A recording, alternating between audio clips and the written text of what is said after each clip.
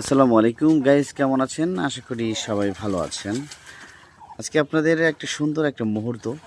গ্রামে আসলে এটা সচরাচর দেখা যায়, কিন্তু আসলে যারা দেশের বাইরে থাকেন এবং যারা শহরে থাকেন তারা এগুলো একটু কম দেখেন।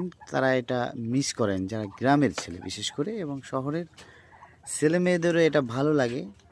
সবারই আসলে একটা প্রকৃতি যে বিষয়টা, সেটা আসলে সবার মানুষত্ববোধ যাদের থাকে তাদের ভালো লাগাটা কাজ করে। তো আপনাদের সাথে আসলে এই সুন্দর একটা মুহূর্ত, হাঁস দেখেন কি সুন্দর করে খেলা করতেছে, তারা গোসল করতেছে।